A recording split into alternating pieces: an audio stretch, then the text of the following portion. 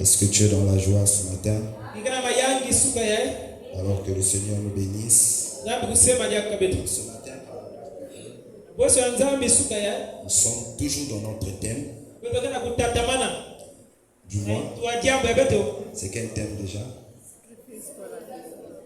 Le sacrifice pour la victoire. Alors, je vais aborder un thème assez particulier.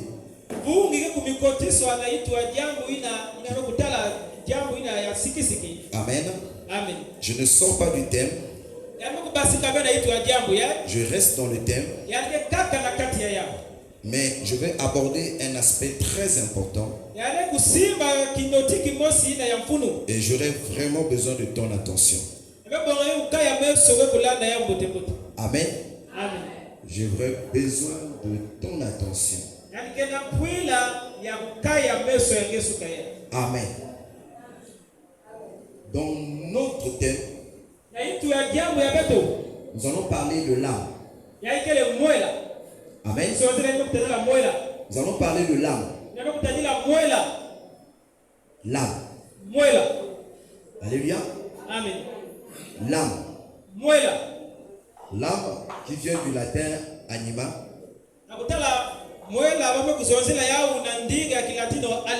Qui veut dire souffle. Vent.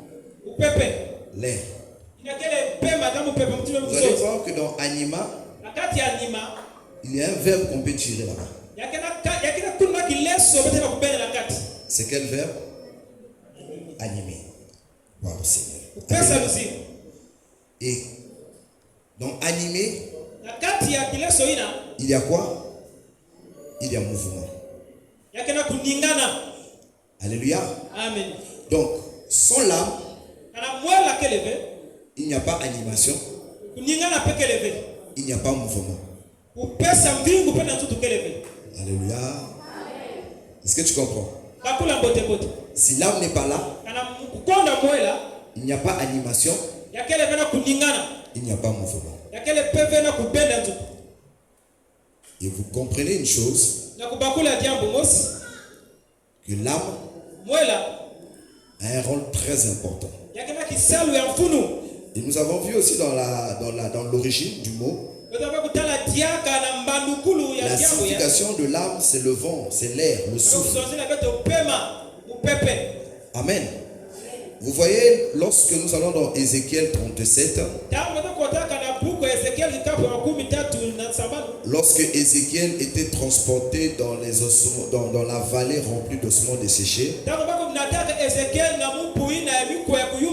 Amen. Vous allez voir que lorsque Ézéchiel a exécuté l'ordre de l'Éternel de prophétiser sur les ossements, la première fois qu'il a prophétisé, il y a eu quoi? Le rassemblement des eaux. Ensuite, il y a eu quoi? Il y a eu la chair. Il y a eu les nerfs. Il y a eu la peau. Mais la Bible dit quoi? Il n'y avait pas d'eux. Il n'y avait pas d'eux. Il n'y avait pas d'eux. Sœur Orly. Il n'y avait pas d'eux. De quoi?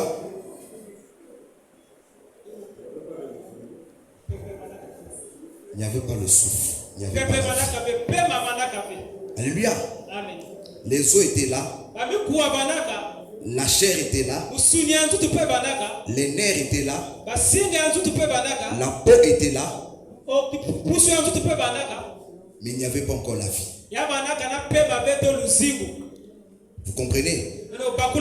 Il a fallu que Ézéchiel puisse prophétiser pour la deuxième fois. Appelé qui?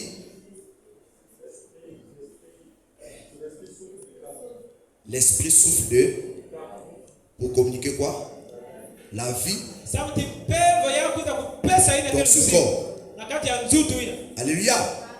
Et lorsque le souffle est rentré, la vie est rentrée. Alléluia. Amen. Amen. Amen. Est-ce qu'on peut acclamer le Seigneur? Alors, ce que je vais nous dire ce matin est très important. Et je voudrais nous dire que l'âme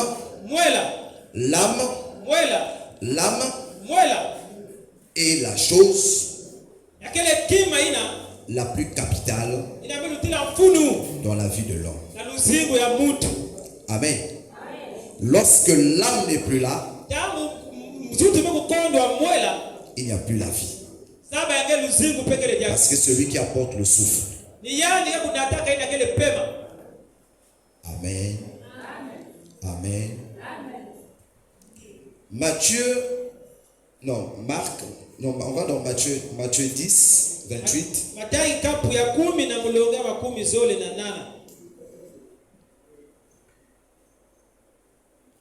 Matthieu 10, le verset 28.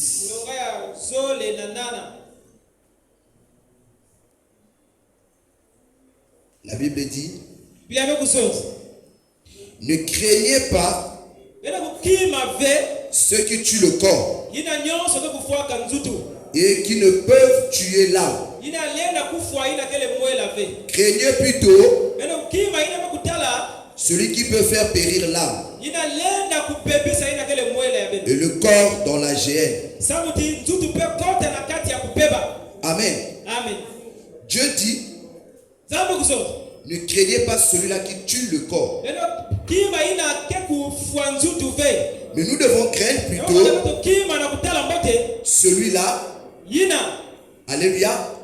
Celui-là qui fait quoi? Qui peut tuer l'âme. Qui peut tuer l'âme. Amen. Ça c'est une chose. Quand nous partons dans Marc 8, le verset 36, la Bible nous dit, et que sert-il à un homme de gagner tout le monde s'il perd son âme? Que donnerais-je à un homme en échange de son âme? Amen. Que sert-il à un homme de gagner le monde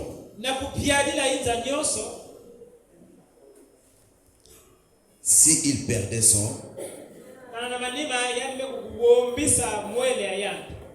Alléluia. Amen. Et que donnerais-je à un homme en échange de son âme?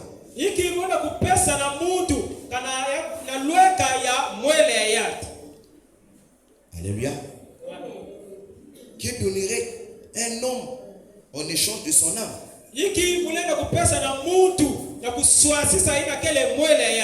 Dans Matthieu 10, 28, la Bible nous dit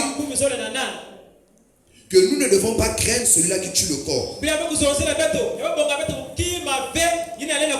nous devons craindre celui-là qui peut faire périr l'âme. Et quand nous venons dans Marc 8, la Bible dit, à quoi que sert-il à un homme de gagner le monde s'il perdait son âme? Là revient encore quoi? L'âme. Et la Bible va un peu plus loin. Vous dit que qu'est-ce que l'homme peut donner en échange de son âme?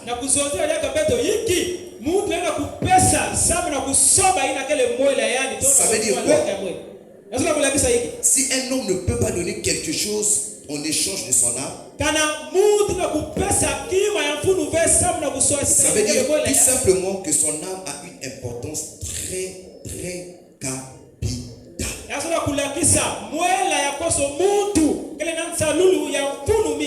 quand l'âme n'est plus en mouvement,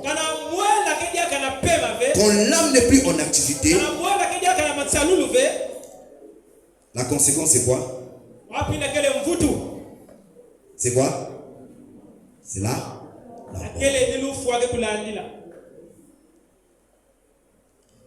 Amen. Je voudrais revenir sur notre thème. Le sacrifice pour la victoire. Alors ce matin, je voudrais nous dire, quelle est la victoire que nous devons rechercher? Amen. Amen. On nous parle du sacrifice pour la victoire. Le sacrifice nous donne quoi? La victoire. Mais c'est quelle victoire que nous recherchons? Amen. Quelle est la victoire que nous devons rechercher?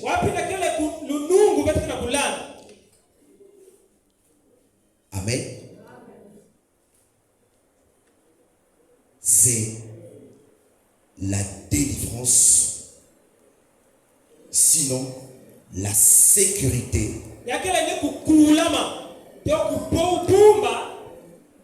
La délivrance et la sécurité de notre âme. Amen. Parce que l'âme en nous, c'est la chose la plus importante. Et ma plus grande victoire que je peux rechercher, que j'ai la délivrance de mon âme et que j'ai la sécurité de mon âme. Alléluia. Ça c'est ma plus grande victoire. C'est la première victoire que je dois rechercher. La délivrance de mon âme et la sécurité de mon âme, c'est la meilleure de victoire que je peux remporter face à l'ennemi. Je vais te faire une révélation ce matin. Tu dois savoir une chose. La cible du diable dans la vie de l'homme, ce n'est pas ton corps. Le diable n'a pas besoin de ton corps. Alléluia. Parce que ton corps ne lui sert à rien. Est-ce que tu comprends ça? Ton corps ne sert à rien au diable. La cible du diable, donc ta vie, c'est ton âme. Alléluia. Tout le travail que le diable fait, c'est de s'attaquer pas à ton corps, mais s'attaquer à ton âme. Parce que lorsqu'il attaque ton âme, il bloque le mouvement en toi. Combien de personnes sont couchées à l'hôpital? Combien de personnes sont paralysées à cause de la maladie? Mais pourquoi ils sont paralysés? Pourquoi ils ont perdu le mouvement? Parce que celui qui produit le mouvement a été touché et atteint. Est-ce que tu comprends ça? Amen. Celui qui crée le mouvement, c'est celui qui donne le souffle. Quand il est attaqué, quand il est pris en otage, alléluia, plus rien ne peut se passer.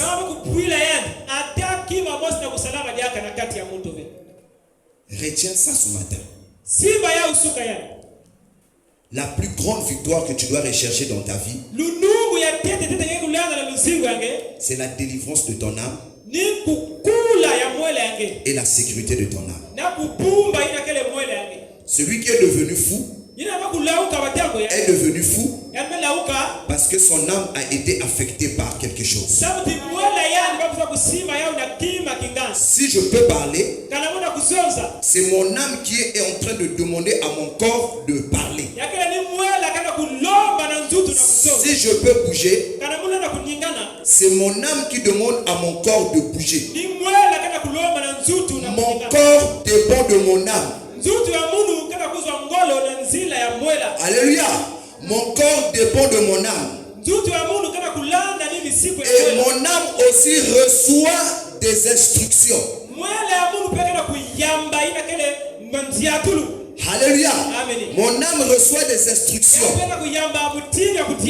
Les instructions que mon âme reçoit viennent de mon esprit. Alléluia. Et mon esprit aussi reçoit des instructions qui viennent de deux axes. Alléluia. Soit du Saint-Esprit, soit des esprits mauvais. Et le fou devient fou parce qu'il y a un esprit mauvais qui contrôle son esprit, qui prend en otage son esprit, et son esprit commence à communiquer à son âme ce que le mauvais esprit lui communique. Il peut enlever les habits. Il peut manger la saleté dans la poubelle. Alléluia. Il peut courir sans voir quelque chose. Parce que le corps est en train de recevoir des directives. Amen. Je vais faire une petite démonstration. J'ai besoin de 5 personnes. Les 5 qui sont là, venez. Je veux que tu comprennes ce que je veux te dire. Parce que ce que je te dis ce matin est capital pour ta vie. Amen. Amen. Soyez alignés à la queue de l'île.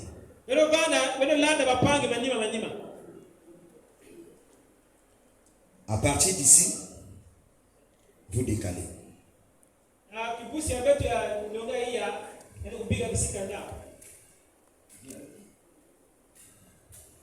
Amen.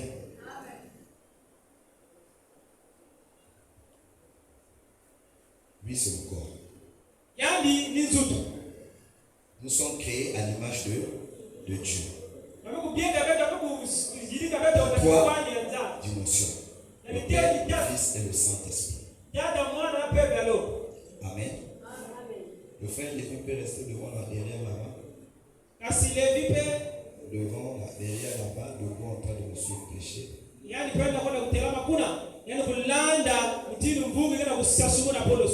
Suivez-moi.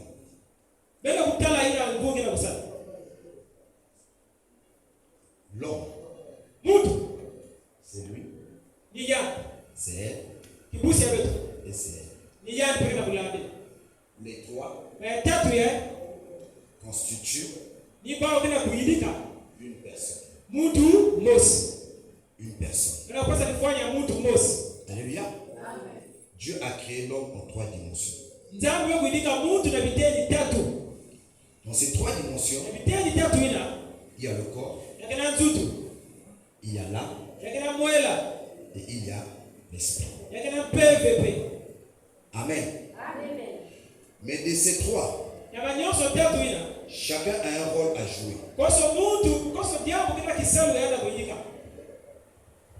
Et celle-là, qui est l'âme, c'est elle qui est la pièce maîtresse.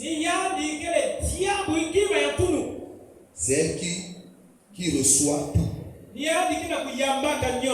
pour que le corps puisse être en mouvement. Donc, son mouvement vient d'elle. Si elle n'est plus fonctionnelle, c'est là où celui-là s'éteint. Donc lui, il dépend d'elle.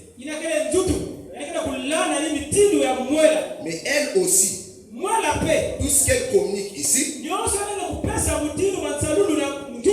elle le reçoit bien. Et elle, c'est l'esprit. Amen. Alléluia. Amen. Maintenant, elle aussi, elle reçoit les directives, soit d'elle, soit de lui. Maintenant, qu'est-ce qui se passe? Suivez-moi bien. Qu'est-ce qui se passe? Lorsqu'on est païen, lorsqu'on ne connaît pas Dieu, alléluia, c'est lui. Donc, excusez-moi, je vais donner la description des deux. J'ai dit le corps, l'âme et l'esprit de l'homme. Amen. Elle, c'est le Saint-Esprit. Et lui, c'est l'esprit mauvais. Amen. Alléluia. Et lorsque l'on n'a pas Jésus-Christ, on est païen. Alléluia. Lui, il a la mission de contrôler ce corps, cette personne. Mais lui, il est un maître. Elle aussi, elle est un maître. Et vous allez voir ici qu'il y a deux axes. Et ces deux axes-là représentent l'éternité. Amen. Ces deux axes représentent l'éternité. Amen. Et dans chaque éternité, il y a un patron. Amen. Là où il y a l'esprit mauvais, le patron, c'est le diable. Amen. Et là où il y a le Saint-Esprit, le patron, c'est Dieu. Et chacun a un rôle à jouer. Et les deux axes représentent aussi des éternités. Ici, c'est l'éternité. Dans le séjour des morts, en enfer, là où brûlera le feu. Voilà pourquoi vous allez voir la parole de Lazare, du riche et du pauvre Lazare. Lazare est mort. Il est parti dans le sein d'Abraham. Donc, dans cette lignée, amen, il y a un lieu intermédiaire. La sœur Amandine peut venir. Le frère Bat aussi peut venir. J'enseigne ce matin. Amen. Alléluia. Amen. C'est juste des démonstrations. Nous ne sommes pas des monstres. Alléluia. Amen. Donc, vous allez voir. Ça, c'est le lieu d'intermédiaire. Après la mort, il y a toute une organisation dans le monde spirituel. Et dans cette lignée, là où il y a l'Esprit de Dieu, il y a une représentation. Alléluia. Amen. Et ici, vous allez voir, il y a une personne qu'on appelle, ce lieu est appelé le Saint d'Abraham. Amen. Ici, on appelle ce lieu le Saint d'Abraham. Ce lieu, on appelle le séjour des morts. Amen. Et qu'est-ce qui va se passer? Derrière ces lieux, il y a encore un autre lieu. Alléluia. Et de ce côté, c'est la Jérusalem nouvelle. Et de ce côté, c'est l'enfer. Amen. La sœur Françoise peut venir, maman Nathalie peut venir.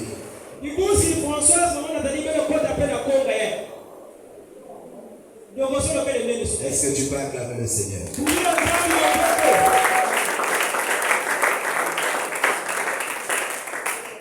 Donc, vous allez voir ici tout ce dispositif, la pièce clé pour Dieu,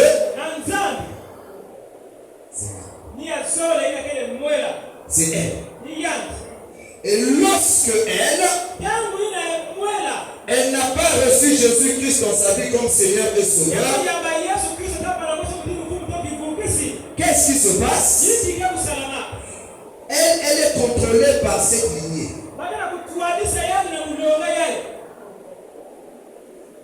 Amen. Alléluia. Elle est contrôlée par cette lignée. Cette lignée a pour support la chair, le moi, le raisonnement. Alléluia. Et le péché trouve son habitation où? Dans la chair. La chair se trouve où? Ici. Amen. Maintenant, qu'est-ce qui se passe? N'étant pas dans le Seigneur, c'est lui qui donne les ordres à son esprit. Amen. Et lui il prend quoi? Il prend ces ordres-là, il donne ici. Et l'âme fait quoi? L'âme vient donner les ordres ici. En ce moment-là, lui, il exerce l'adultère. Il est événement. Il est ivrogne. Alléluia. Il est bandit. Il est impudique. Alléluia. Il est glouton. Il est violent. Il insulte. Il reçoit le mal qui vient ici et il transmet, il exprime ce mal. Alléluia. Maintenant, qu'est-ce qui va se passer? Lorsque Jésus-Christ vient dans la vie, amen, l'esprit, c'est-à-dire le Saint-Esprit vient, quand une personne reçoit Jésus-Christ, qu'est-ce qui va se passer? Amen. C'est en ce moment-là que la deuxième lignée arrive. Amen. Reculez d'abord. Non, vous venez. Parce que c'est vous qui condamnez, c'est vous qui dirigez, c'est vous qui gérez, c'est vous qui régnez. Parce que cette personne-là, elle est païenne. Cette personne-là n'a pas Jésus-Christ. Cette personne-là marche comme il veut. Et ils sont contrôlés par lui. Ils sont contrôlés par cette lignée. Maintenant, qu'est-ce qui se passe? Si cette personne, si elle ne reçoit pas Jésus-Christ, alléluia, amen. Si elle ne reçoit pas Jésus-Christ, qu'est-ce qui va se passer? Il y a une conséquence.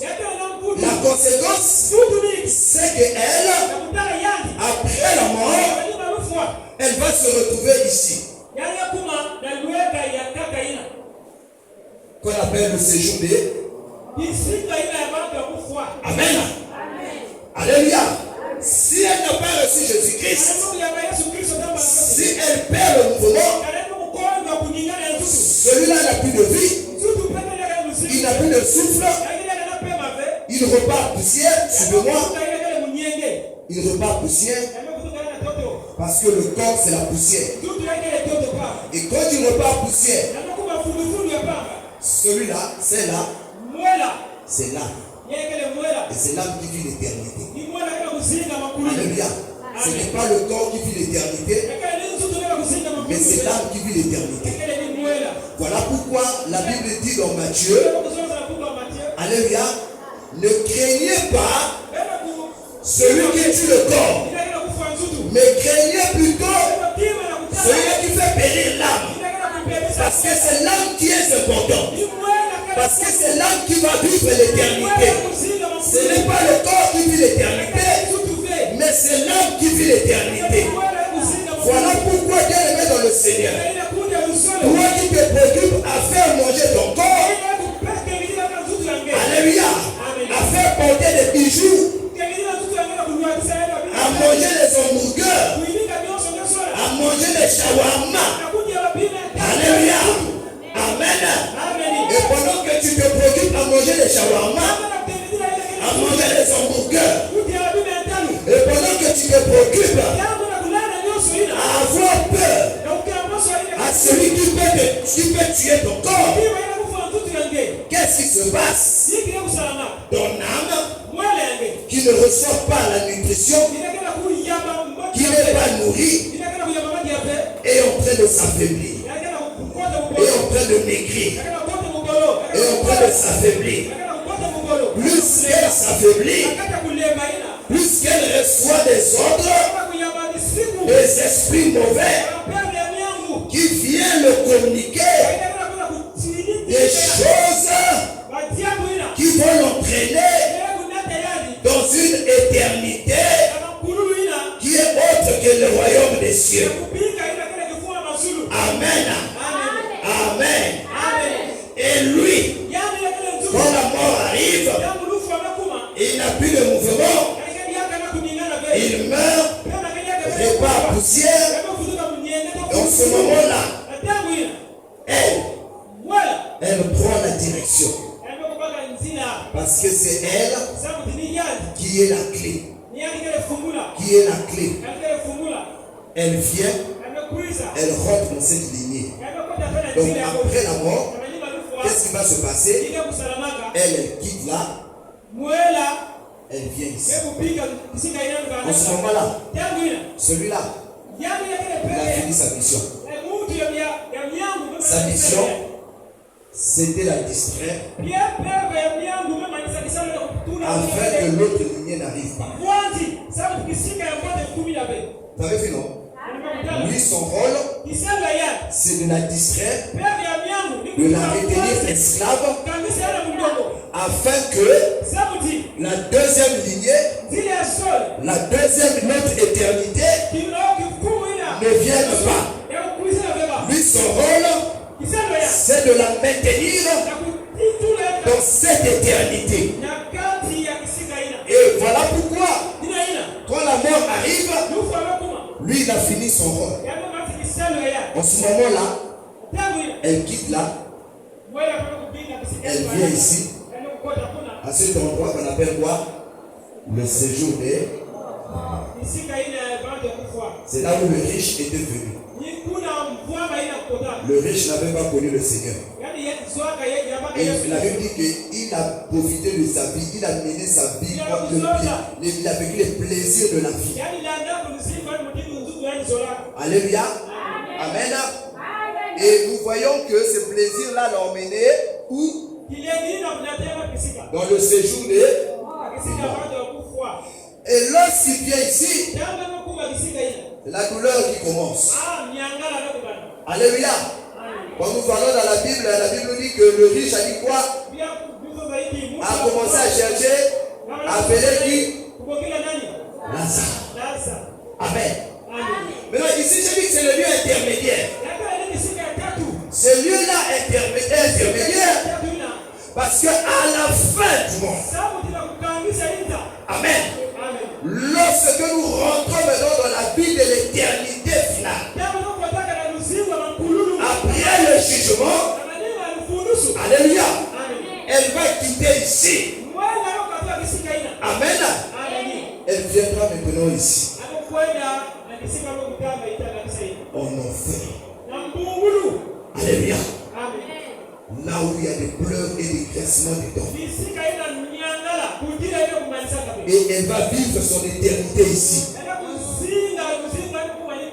Dans la douleur, dans la tristesse, dans une douleur cruelle. Amen. Et c'est une douleur qui ne finira jamais. Parce que c'est une douleur éternelle. Amen. Alléluia. jour, j'enseignais sur l'évangélisation. J'étais en train de nous dire, tu ne peux pas dormir avec ton mari, te réveiller avec lui, si tu n'es pas rassuré qu'il a reçu Jésus-Christ dans sa vie comme Seigneur et Sauveur. Si tu ne le fais pas, ça veut dire que tu ne l'aimes pas. Parce qu'en réalité, tu as reçu l'enseignement. Tu connais les conséquences. Quand une personne n'a pas reçu le Seigneur Jésus-Christ dans sa vie comme Seigneur et Sauveur. Tu ne peux pas vivre avec ton enfant et que ton enfant ne connaît pas les voies du Seigneur. Alléluia. Tu ne l'aimes pas. Tu es en train de voir ton enfant emprunter le chemin de la mort, de l'éternité, de la douleur. Amen. Amen. Alléluia. Amen. Deuxième cas. Elle revient ici. Pendant qu'elle est païenne, il va se passer quelque chose. Amen. Amen. Lui, il va rencontrer quoi? Il va rentrer en contact avec la parole de Dieu. Et pendant qu'elle est en train de recevoir la parole, amen. Cette parole va le toucher. Mais qu'est-ce qui va faire que cette parole le touche? Amen. Cette parole va non seulement l'influencer, mais cette parole va aussi l'influencer. À quel moment? Lorsque nous sommes en train de prêcher l'évangile, la parole de Dieu est en train de sortir et vient. Et le Saint-Esprit est en train aussi de vivre, est aussi là. Donc la parole sort. Alléluia. L'Esprit aussi fait quoi? Là où la parole est, l'Esprit aussi vient. Voilà pourquoi la Bible dit, au commencement, la terre était informe et vide, mais il y avait quoi? L'Esprit qui se mouvait au-dessus des eaux. Et Dieu dit que la lumière soit. La lumière fut. Pourquoi la lumière fut? À cause de la présence de l'Esprit. Alléluia. Voilà pourquoi lui qui est corps, celui qui reçoit le mouvement, il reçoit la parole. Mais quand en fait, lui, il est là. Il n'est que simple exécutant. Il reçoit la parole, mais il n'a pas la décision de la parole qu'il a reçue. C'est en ce moment-là, vous allez voir que elle, le Saint-Esprit, qui entend la parole sortir, elle fait quoi? Elle prend cette parole, elle vient parler à son esprit. Alléluia. Alléluia. Crois au Seigneur Jésus-Christ. Tu as entendu? Crois au Seigneur Jésus-Christ. Tu seras sauvé, toi et ta famille. Dieu a tant aimé le monde qu'il a envoyé son Fils mourir à la croix afin quiconque croit en lui ne périsse point qu'il ait la vie.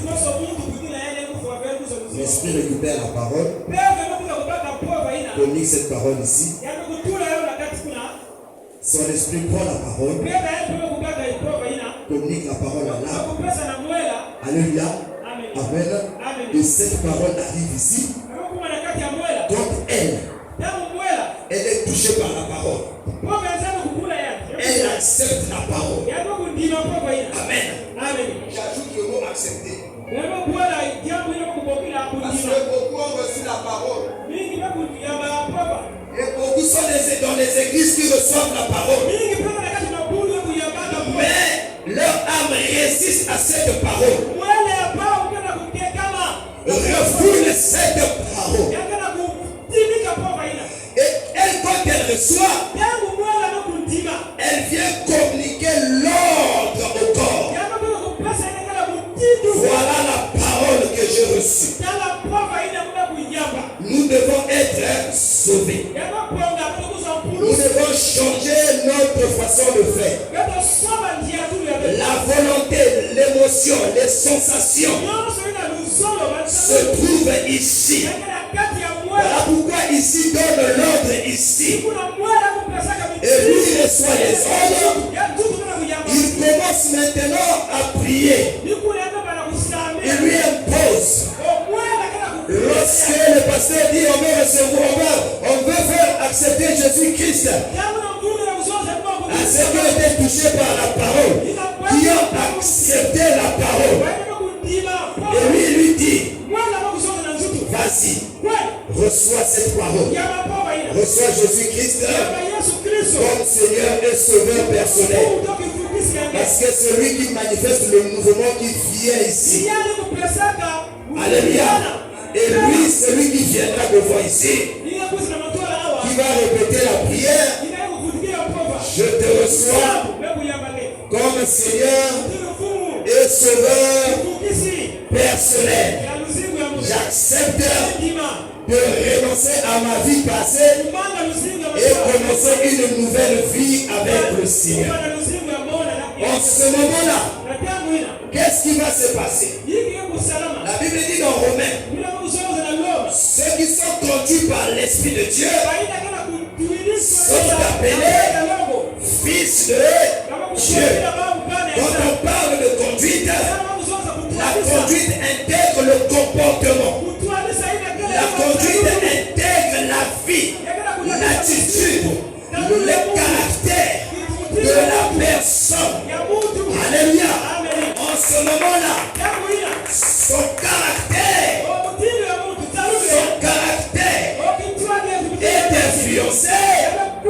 est influencé par l'esprit. Parce que c'est l'esprit en ce moment-là qui le conduit. Lui qui partait dans les VIP, il va plus passer son temps au VIP. Mais l'après-midi qu'il passait au VIP, il partait au VIP. Parce que c'est celui qui lui demandait d'aller au VIP. En ce moment-là, il n'est plus esclave de lui, mais il devient esclave de lui. Et celui qui dirige maintenant, celui qui comprend maintenant, et toute sa personne est sous le contrôle et la domination de l'Esprit Saint. Et l'Esprit Saint contrôle cette vie. L'Esprit Saint reçoit la parole. Alléluia. Communique cette parole ici. Et l'Esprit Saint commence à nourrir par la parole l'âme. L'âme est en train d'être enseignée. L'âme est en train d'être nourrie. Voilà pourquoi vous allez voir. Au temps de l'église primitive, lorsque les âmes étaient gagnées, ils venaient à l'église. Ils s'étaient assidus au temple. Et ils persévéraient aux enseignements des apôtres. Ce n'était pas une fantaisie. Mais pourquoi ils persévéraient aux enseignements des apôtres? Pourquoi ils avaient besoin de la parole de Dieu? Parce que la parole venait nourrir l'âme, venait rendre l'âme forte, venait rendre l'âme puissante. Parce que dans cette nouvelle vie, la première lignée ne les laissera pas tranquilles. Elle va chercher à continuer à conquérir, à réclamer, à la réclamer. Parce que c'est une guerre, c'est une compétition. Là-bas on veut d'elle, ici aussi on veut d'elle. Et les deux sont en compétition.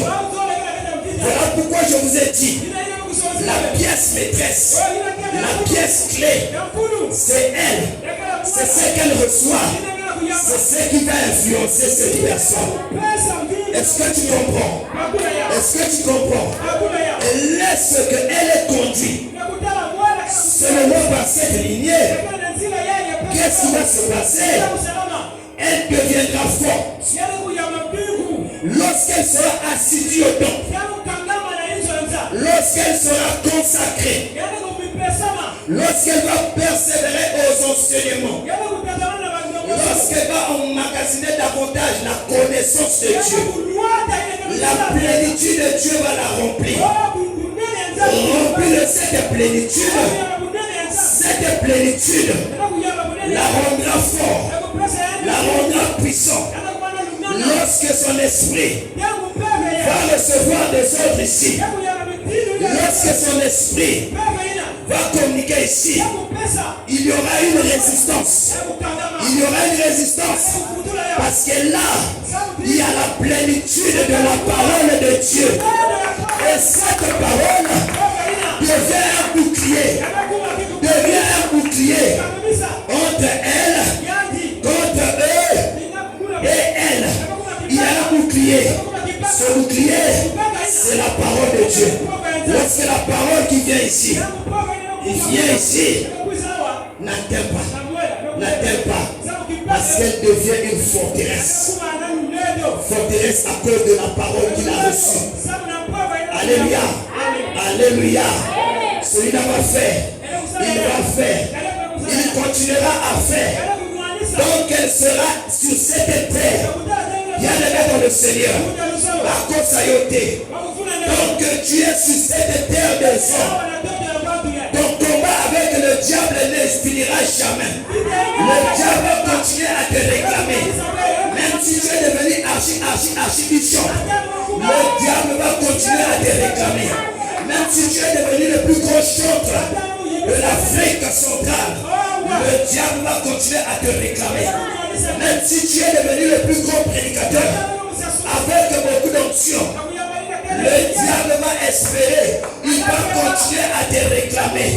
La Bible dit, notre ennemi le diable, il rôde tout autour comme un lion rugissant, cherchant qui il va dévorer, cherchant qui il va dompter, cherchant qui il va emmener dans son éternité. Voilà pourquoi tu dois faire attention. Voilà pourquoi tu ne dois pas baisser la garde. Tu ne dois pas te dire, je me suffis. Nakoki, je prie, les démons tremblent. Mais sache que l'ennemi est là, il te guette aussi. Parce qu'il n'arrêtera pas de te réclamer. Mais pour que tu sois fort, tu dois en permanence emmagasiner la parole de Dieu. Tu dois être en permanence dans la communion parfaite et permanente avec Dieu. C'est ça qui te rendra fort, qui te rendra puissant et qui t'évitera de rentrer ici.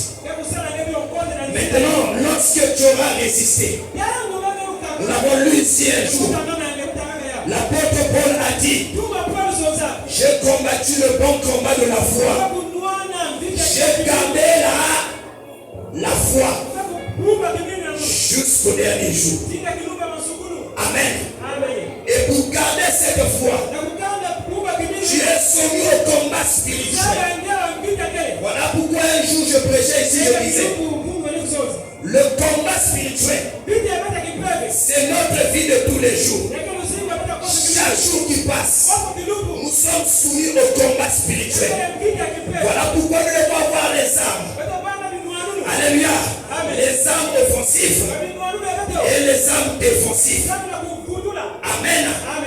Et lorsque tu auras gardé la foi, tu auras combattu le bon combat de la foi, tu auras résisté au diable. La conséquence, c'est que toi tu quittes là. La mort arrive. Amen. Tu quittes là. Tu viens ici. Tu la sautes. Parce que elle, son travail est fini. Amen. Le Seigneur l'avait annoncé pour préparer l'église d'enlèvement. Son travail, c'était la préparer pour venir ici. Bon, le Saint là. Alléluia. Il est ici, en transition, en attendant le dernier le jugement. Là, on va l'éprouver par ses œuvres. Et une fois que Dieu l'a jugé, a trouvé qu'elle a fait des bonnes œuvres, elle était impliquée dans l'œuvre dans la maison de Dieu. Elle était investie. L'esprit de l'église, c'est elle qui avait payé. Elle a financé les campagnes d'évangélisation. Elle intercédait nuit et jour. Elle faisait des retraites pour que les âmes soient gagnées à Christ. Il faisait des veillées de prière. À chaque veillée de prière, elle était là. Elle faisait des jeûnes d'une semaine pour que le pasteur puisse bien enseigner, pour que les âmes ne s'éloignent pas de l'église. Quand Dieu aura vu cela, Dieu aura dit, bon et fidèle serviteur, voilà les couronnes. Première couronne, deuxième couronne, troisième couronne, parce que tu auras fait de grandes choses. Couronné, couronné, couronné, tu rentres dans la Jérusalem nouvelle et tu es dans la fête des noces avec l'époux. Amen.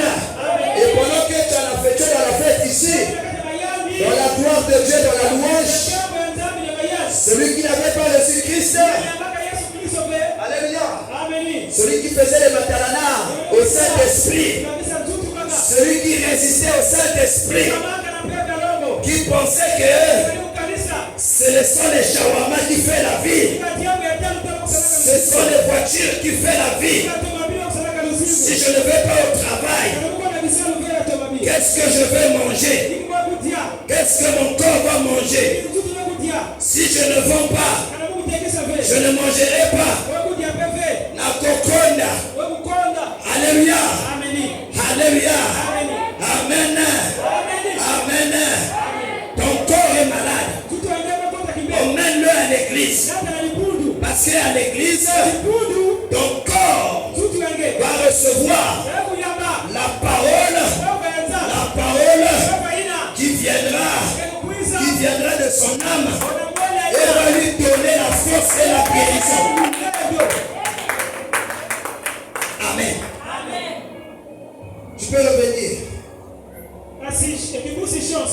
Ça c'est un cas. Mais l'autre cas aussi. Alléluia. Pendant que nous sommes sur cette terre, voilà que la trompette sonne. Alléluia.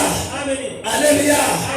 Voilà que le roi des rois, le Seigneur des seigneurs, vient avec son cortège pour venir récupérer l'église. Alléluia. Ce n'est pas lui qui partira. Ce n'est pas lui qui partira. Mais c'est elle. La Bible dit qu'elle sera transformée en un corps glorieux. Une fois transformée dans ce corps glorieux, c'est elle qui sera prise, va monter. Parce que l'éternité ne concerne pas le corps. L'éternité ne concerne pas l'esprit.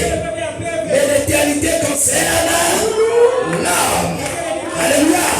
L'esprit, c'est l'interface que Dieu utilise pour communiquer avec l'âme qui communique au corps. Est-ce que quelqu'un va annoncer?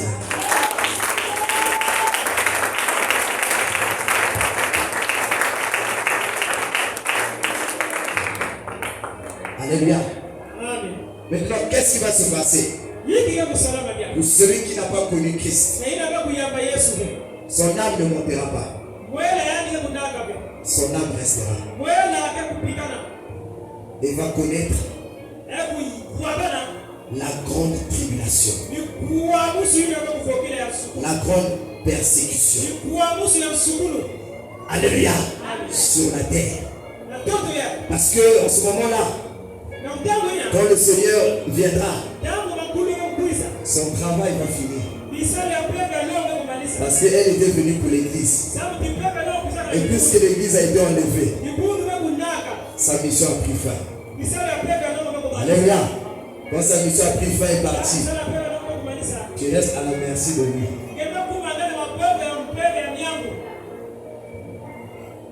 Et lui, il sait qu'il n'est plus là.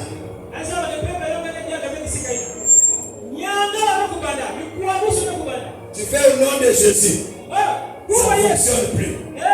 Parce que ce qui faisait fonctionner le nom de Jésus, c'est bien. Mais puisqu'il n'est plus là, au nom de Jésus, donc, sors. Au nom de Jésus, quitte. On vient quitter.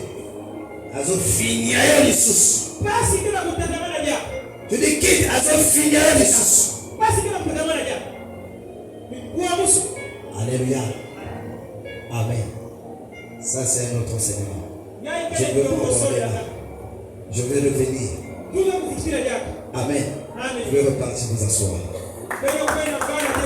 Alors, je fais toute cette démonstration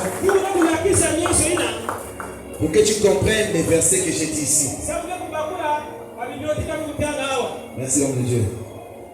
Qu'est-ce qu'un homme peut échanger avec son âme? Qu'est-ce qu'un homme peut échanger avec son âme? Après avoir écouté ces choses, est-ce que tu es prêt à échanger ton âme avec l'argent? Est-ce que tu es prêt à échanger ton âme avec la voiture qu'on appelle Satan 2? Est-ce que tu es prêt à échanger ton âme avec une maison en étage? Est-ce que tu es prêt à échanger ton âme avec un travail excellent? Alléluia. Amen. Est-ce que tu es prêt à monnayer ton âme? Voilà pourquoi je te dis ce matin, la plus grande victoire que tu dois chercher, c'est la délivrance de ton âme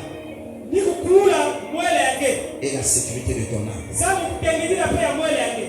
L'œuvre de la croix. Alléluia. L'œuvre de la croix. Amen. La Bible dit que nous l'avons vécu dans l'Apocalypse. Nous avons vécu à cause de qui? Nous avons eu la victoire à cause du Seigneur, à cause du sang de l'agneau. Donc l'œuvre de la croix, en réalité, nous a donné la victoire. Nous a donné la victoire face à l'autre partie de l'éternité. Amen. Nous a donné la victoire. Alors, je voudrais dire quoi? L'œuvre de la croix nous a donné la possibilité. J'utilise le mot possibilité. Nous a donné la possibilité. J'utilise le deuxième mot pour qu'on puisse mieux comprendre. Nous a donné le choix. Alléluia. Nous a donné la possibilité de faire le choix.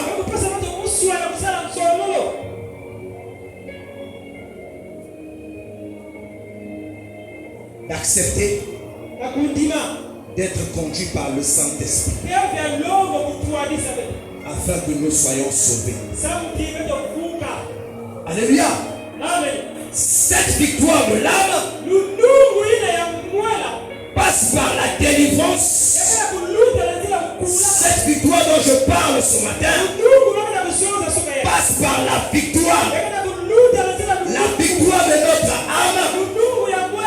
La victoire de notre âme. La victoire de notre âme par le sang du Seigneur Jésus-Christ. Alléluia. Le sang de l'agneau immolé nous donne la possibilité de vaincre, donne la force, donne la possibilité à ton âme d'avoir la victoire sur la mort. Parce que je voudrais te dire, cette victoire dont tu veux avoir, alléluia, écoute-moi, cette victoire dont tu les cherches, Vous connaissez, tu connais qui va en bénéficier? Qui en bénéficie de cette victoire? Le sacrifice pour la victoire. Le sacrifice de Jésus-Christ. Le sacrifice que tu auras fait toi-même te donnera la victoire. Mais cette victoire va concerner qui? Quelle partie de toi va être concernée par cette victoire? Quelle partie de toi va être concernée par cette victoire? Est-ce ton corps? Est-ce ton esprit? C'est quoi? C'est ton âme. Ce matin, je voudrais te dire la victoire que tu vas rechercher pendant ce programme. Mets ça dans la tête. C'est la victoire que ton âme doit remporter face à l'adversité. Je disais au début de mon message, le diable ne s'attaquera pas à ton corps parce que ton corps ne lui sert à rien. La cible du diable en toi, c'est ton âme. Et lorsque ton âme a la victoire, c'est tout ton être qui a la victoire. Parce que le diable ne combat pas ton corps. Le diable combat ton âme. Parce que c'est ton âme qui le réclame pour emmener en enfer. Alléluia. Lorsque tu es malade, en réalité ce n'est pas ton corps qui est malade, mais c'est ton âme qui est malade. Alléluia. Alléluia. Alléluia. 3 Jean 1, 2 dit, bien-aimé, je souhaite que tu prospères à tous égards, que tu sois en bonne santé, comme prospère l'état de ton âme. Si l'état de ton âme est en bonne santé, ton corps sera en bonne santé. Si ton âme est malade, ton corps sera malade. Si ton âme est corrompue, ton corps sera corrompu. Si ton âme est contrôlée par les mauvais esprits, alléluia, alléluia, ton corps est contrôlé par les mauvais esprits. Voilà pourquoi j'ai parlé du fou. Il est fou parce que son âme est contrôlée par les mauvais esprits. Est-ce que tu comprends cela? C'est ton âme qui a besoin de la victoire. Ce n'est pas ton corps qui a besoin de la victoire. Parce que c'est ton âme qui doit avoir la victoire sur des esprits mauvais qui viendront le réclamer et l'attaquer. Est-ce que tu comprends ça? Voilà pourquoi l'œuvre de la croix nous a donné la victoire, a donné à notre âme la victoire sur le monde éternel. Voilà pourquoi toi qui as reçu Jésus-Christ, tu as besoin d'être dans la parole de Dieu. Nous allons lire une parole, c'est là où je vais finir. La délivrance de ton âme. Quand je parle de la délivrance, ça veut dire quoi? Ton âme est sous le contrôle du Saint-Esprit. La délivrance de ton âme passe par une vie de consécration dans la maison de Dieu. Passe par une vie de consécration. Tu es assidu au temple. Tu es rempli d'enseignements. Si en ce moment-là, tu reçois la délivrance de ton âme, ton âme est sous le contrôle du Saint-Esprit. Ton âme est dirigée et contrôlée par le Saint-Esprit. Parce que toute ta vie est influencée par l'Esprit. En ce moment-là, la chair ne pourra plus dominer sur toi. Est-ce que tu comprends ça? Prenons nos Bibles dans Jacques. Je méditais encore Jacques hier. Jacques a dit beaucoup de choses.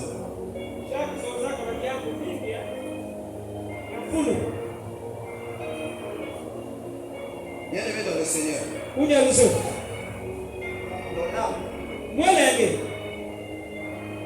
C'est la clé de ta vie.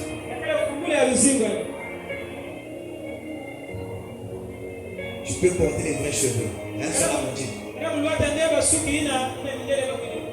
Tu peux mettre les vrais cheveux. Ça coûte combien?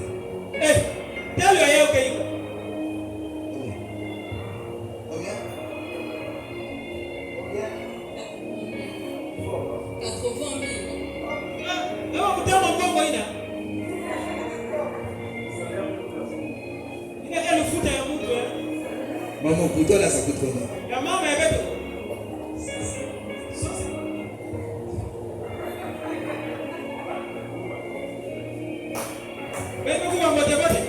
Oui, ta coiffe c'est 500.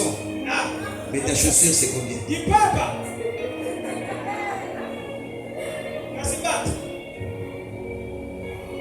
y a des gens qui achètent des chaussures de 300 000.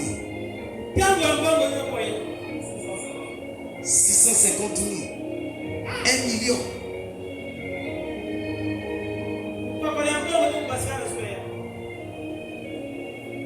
Il y a un collègue qui faisait des projets pour la fête de fin d'année. Je vais sortir mon Jean-Marc Weston.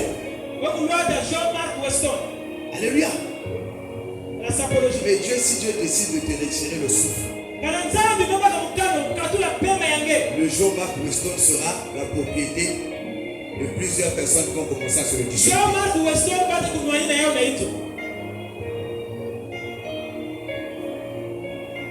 J'ai demandé ici combien de personnes peuvent donner, quelles sont les personnes qui peuvent donner 30 000 francs.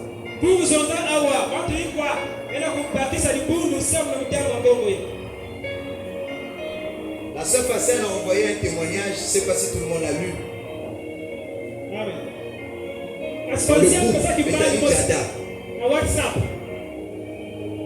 Une fois, j'ai vu, je suis montré. J'ai lu. Ça m'a bouleversé. En fait, ça a rejoint notre thème. Un grand homme de Dieu, je vais te le partager. Un grand homme de Dieu, sa femme était atteinte du cancer.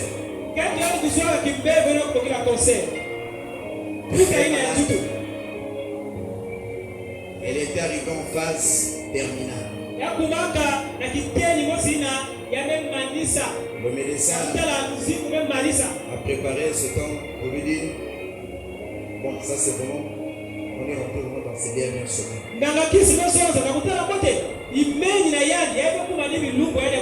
Je pense qu'il faut se préparer. Et cet homme de Dieu avait l'argent. Il avait gardé cet argent. Alors il s'est dit, je vais garder ça. Quand la situation va arriver, je vais utiliser ça pour enterrer ma femme. Alléluia. Et dans la même période, cet homme va recevoir un coup de fil. Son église à Luanda, la parcelle était en train d'être vendue. Et la propriétaire de cette parcelle vivait au Portugal. A appelé ce pasteur pour lui dire qu'on va vendre la parcelle. Et quand vous êtes là, vous êtes les premières personnes à qui on doit proposer ça.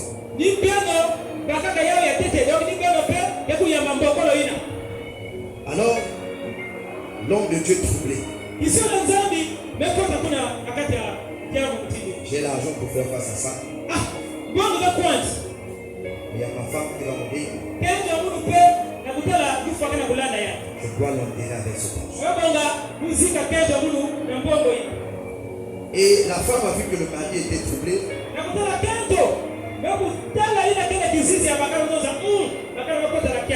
Il demande à son mari qu'est-ce qui se passe.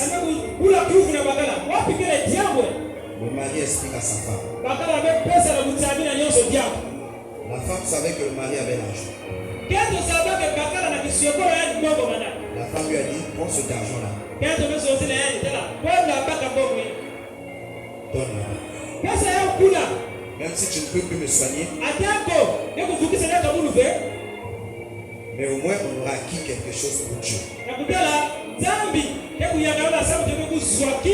Alors l'homme de Dieu est parti, s'est déplacé, est parti pour aller payer la parcelle.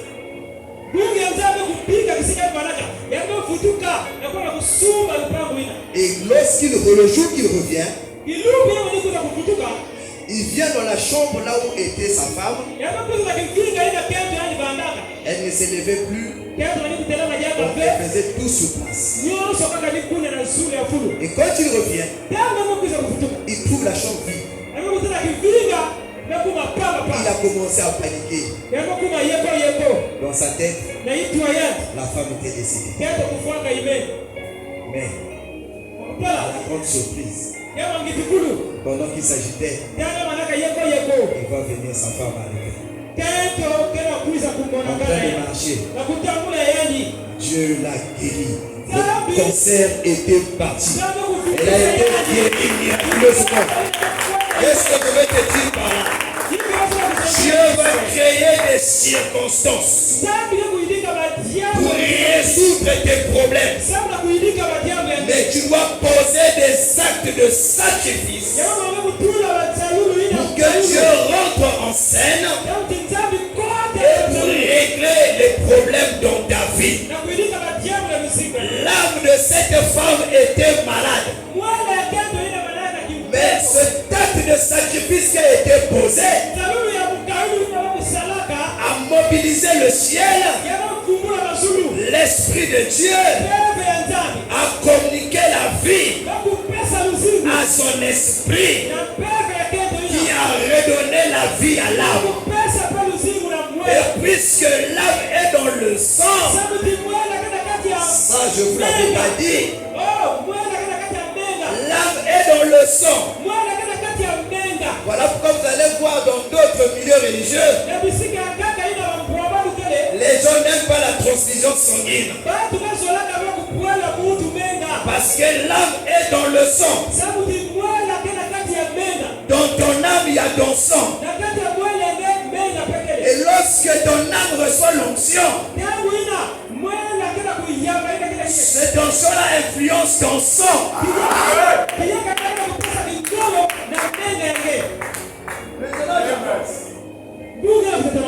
Maintenant j'apprends, ça devient sérieux. L'âme se trouve dans le sang. Alléluia. Le sang est là. Et le sang, c'est lui qui met c'est lui qui donne le courant au corps. C'est lui qui fait vivre tous les organes du corps, n'est-ce pas? C'est quoi la santé? Ça va. Hein? C'est le sang qui fait fonctionner tous les organes du corps. Voilà pourquoi quand les reins sont bousillés, le sang est détruit. Quand le foie est bousillé, le sang est détruit. Maintenant je vais te dire pourquoi quand Dieu veut qu'un miracle s'opère, le miracle s'opère. C'est à cause de ton âme qui se trouve dans le sang. Et puisque ton âme se trouve dans le sang, malgré que ton sang a le cancer, malgré qu'un organe de ton corps a le cancer, et puisque cet organe-là est entretenu par le sang, Dieu fait quoi? L'âme, ton âme qui est là dans le sang, Dieu libère l'onction dans cet homme-là. Dans cet homme-là, Dieu libère l'onction. Et l'onction dans l'âme, dans ton sang, va localiser le cancer cancer. Et va faire quoi? Va sécher le cancer. Et quand il sèche le cancer disparaît. Et le miracle s'opère.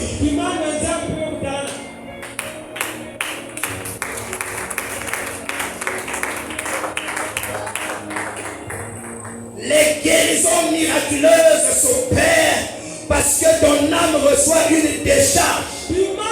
La femme qui a souffert pendant 12 ans de la perte des sang, ce n'est pas son corps qui a reçu la puissance, mais c'est son âme qui a reçu l'onction, qui a reçu la puissance. Et puisque son âme était dans son sang, le sang est allé localiser là où il y avait la fuite.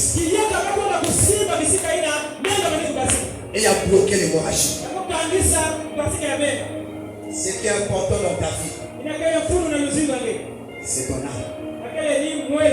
Tu dois leur prévenir. Tu dois t'assurer que ton âme est en sécurité. Ton âme sera en sécurité par la parole de Dieu. Alléluia. La chose qui va sécuriser ton âme, c'est la parole de Dieu. C'est la parole de Dieu. Que dit la Bible dans les âmes de Dieu? Le bouclier c'est quoi? Le bouclier c'est quoi? Et le bouclier joue quel rôle? Le bouclier joue quel rôle? Quel rôle? De protection.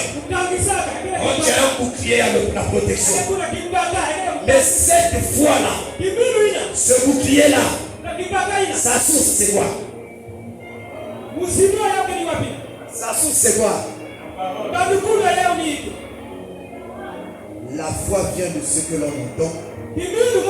Ce que l'on entend vient de la parole de Dieu. Voilà pourquoi la parole que tu auras reçue, que tu auras gardée, va déclencher la foi dans ton cœur, va créer un bouclier dans ta vie. La parole que tu auras reçue va créer un bouclier dans ta vie. Et ce bouclier-là s'appelle la foi. Et cette foi, c'est ça qui va résister au diable. Résister au diable avec une ferme foi. La foi vient de la parole que tu auras reçue. La sécurité de ton âme, c'est la parole de Dieu qui va créer un bouclier dans ta vie et qui va empêcher l'ennemi d'atteindre ton âme. Si tu n'es pas nourri, si ton âme n'est pas nourrie, ton âme n'est pas protégée. Je répète encore, si ton âme n'est pas nourrie, ton âme n'a pas de bouclier de protection. Et puisque ton âme n'a pas de bouclier de protection, ton âme est vulnérable. Tu peux être au Seigneur, puisque tu n'as pas la parole, puisque ton âme n'est pas sécurisée, l'ennemi peut t'atteindre. L'ennemi peut t'atteindre. L'ennemi peut t'atteindre. Est-ce que tu comprends ça? Et lorsque tu as la parole, ta vie est protégée par un bouclier. Ton âme peut être délivrée. Mais à côté de cette délivrance, il faudrait qu'il y ait la protection. Après une délivrance, il faut entretenir cette délivrance. Alléluia. Alléluia. Après une délivrance, il faut sécuriser cette délivrance. Et tu vas la sécuriser au travers de la parole de Dieu. Voilà pourquoi nos aînés dans la foi, ils aimaient la parole. Ils persévéraient. Bien-aimé dans le Seigneur, ton âme, la victoire, elle aura lorsqu'elle sera délivrée et lorsqu'elle sera sécurisée. Si ton âme n'est pas délivrée, si ton âme n'est pas sécurisée, n'espère pas la victoire. Parce qu'en réalité, l'œuvre de la croix nous assure la victoire de l'âme. Pour que cette âme-là puisse connaître cette victoire, cette âme doit être délivrée, cette âme doit être sécurisée. Je dis encore, l'œuvre de la croix, le sacrifice de la croix, alléluia, nous garantit la victoire. Mais cette victoire est effective lorsque notre âme est délivrée. Ça veut dire qu'on a reçu Jésus-Christ dans notre Seigneur et Sauveur. On est conduit par le Saint-Esprit et on reçoit la parole de Dieu qui nous sécurise notre âme. À ce moment-là, notre âme prendra cette éternité, l'autre éternité. Je dis, tu dois rechercher la victoire de ton âme. Alléluia. Parce que je sais, d'autres sont venus dans ce programme pour résister aux puissances de la sorcellerie. Mais sache que la sorcellerie cherchera à attaquer ton âme. Ce n'est pas ton corps, c'est ton âme. Voilà pourquoi ton âme a besoin d'être dans la présence de Dieu, pour écouter la parole de Dieu, pour être influencé par l'onction de Dieu.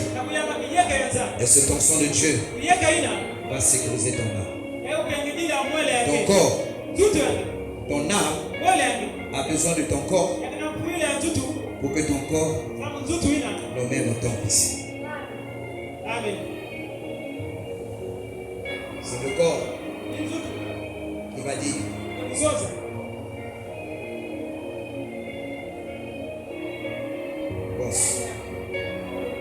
je suis dans un programme de prière. Est-ce que vous pouvez m'accorder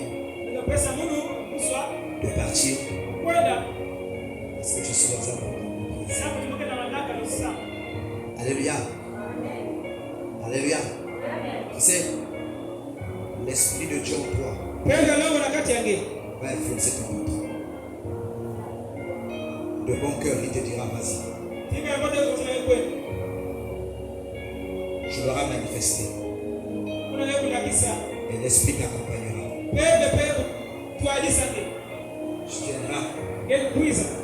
Tu viendras ici. Ton âme va être nourrie. Ton âme va être affectée par la puissance de Dieu. Et toute ta vie sera influencée. Même ton corps sera influencé. Alors bien aimé dans le Seigneur, ton âme, c'est ton trésor. Tu peux l'échanger à rien de ce monde. Mais son sacrifice,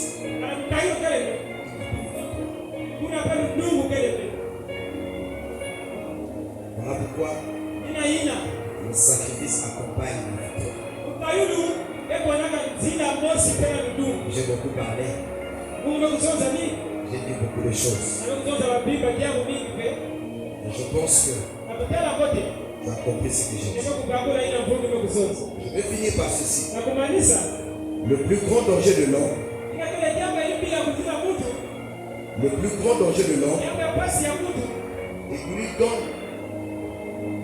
il lui donne la probabilité forte de perdre le salut. C'est de ne pas être en contact permanent avec la parole de Dieu. Tu es dans la présence de Dieu. Moi, tu es en présence, en contact avec la parole de Dieu. Retiens ça. C'est là où je suis en train de conclure. Plus ton esprit est en train de s'affaiblir, est en train de devenir vulnérable. Ton âme, je voulais dire, ton âme est en train d'être vulnérable. Et cette vulnérabilité peut l'emmener à vivre une grande catastrophe. Une grande catastrophe. C'est comme ça, non? Amen. Alléluia. Une grande catastrophe. Amen. Alléluia. Amen. Retiens ça aujourd'hui. Ce n'est pas ton corps qui coûte cher dans ta vie, mais c'est ton âme. Et ton âme est régie par les choses spirituelles de Dieu.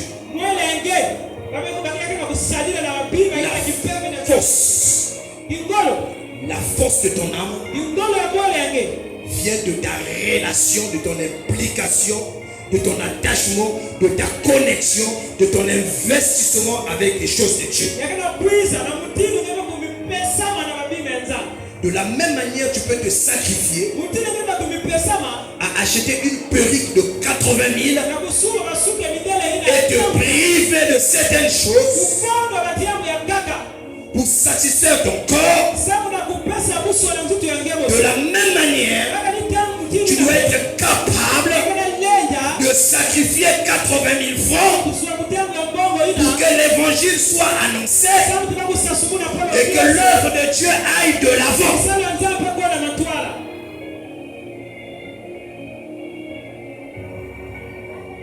Et c'est ça qui était gain pour ton âme.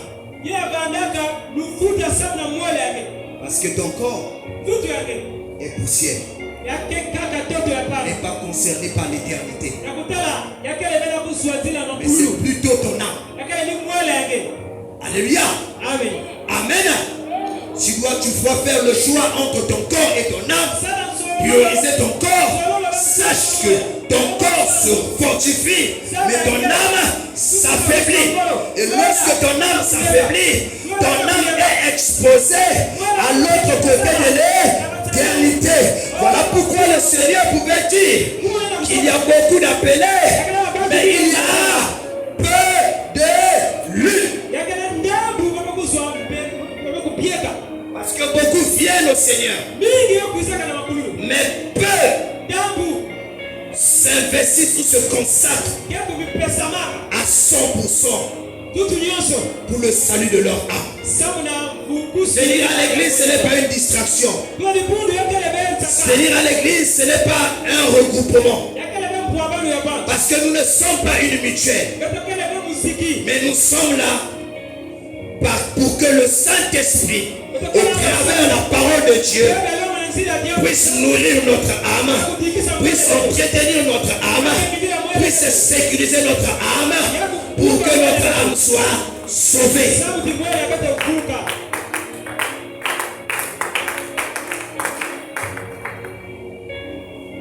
Voilà pourquoi ce qui doit dominer ta vie, c'est ta chrétienté et non ta vie sociale charnelle. Ta relation avec Dieu doit être au-dessus de tes occupations du monde.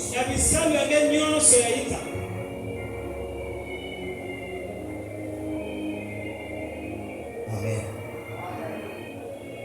Je peux travailler, c'est bien. Mais est-ce que ton âme est en bonne santé? Va avec cette question-là. Est-ce que mon âme est nourrie suffisamment? Est-ce que mon âme est suffisamment sécurisée? Est-ce que mon âme est suffisamment nourrie?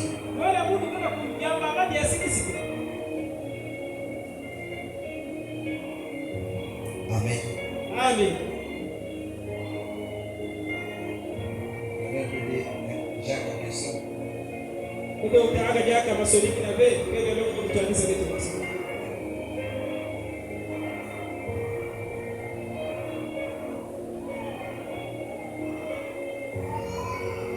Fallait que je parle beaucoup. Toute grâce excellente et tout don parfait descend d'en haut du Père des lumières, chez lequel il n'y a ni changement ni ombre de variation. Et nous a engendrés selon sa volonté par la parole de vérité. Maintenant, je vais Amen. Je vais revenir sur Jacques dimanche prochain. Engendré par la parole de vérité, afin que nous soyons en quelque sorte les prémices de ces créatures. Sachez-le, mes frères, bien-aimés, ainsi que tout homme soit prompt à écouter, lent à parler, lent à se mettre en colère, car la colère de l'homme n'accomplit pas la justice de Dieu. C'est pourquoi, rejetons toute souillure et tout excès de malice, recevez avec douceur la parole qui a été plantée en vous et qui peut sauver vos âmes. Je dis quoi? Je dis quoi? C'est pourquoi rejetez toute souillure et tout excès de malice, recevez avec douceur la parole qui a été plantée en vous. Comment tu peux recevoir une parole qui est plantée en toi? Hein? Comment peux-tu recevoir une parole qui est plantée en toi? Ça veut dire quoi? La parole peut être là, mais tu dois l'accepter, tu dois la recevoir. Quelqu'un peut venir dans ta maison. Si tu ne peux pas rentrer dans ta maison, alléluia, elle ne rentrera pas. Cette parole qui est plantée en toi, tu dois la recevoir. Amen. Mettez en pratique la parole et ne vous bornez pas à l'écouter. On vous trompe vous-même par de faux raisonnements. Car si quelqu'un écoute la parole et ne la met pas en pratique, il est semblable à un homme qui regarde d'un miroir son visage naturel. Et qui après s'être regardé son bas, il oublie plutôt qu'elle y était. Amen. Acclamons la parole de Dieu. Je reviendrai sur Jacques dimanche prochain. Parce que Jacques intervient dans la démonstration que je fais tout à l'heure.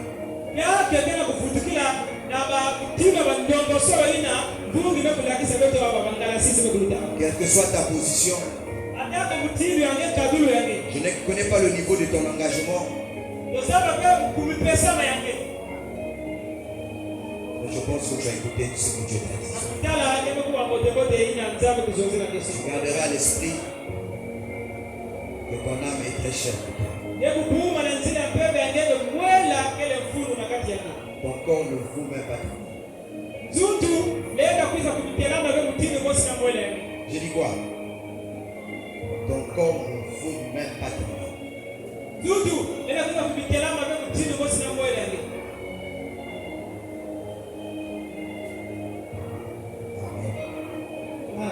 Amen. Est-ce que tu as aimé cette parole?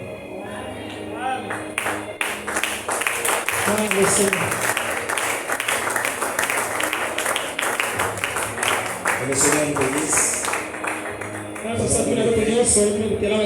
Nous avons prié.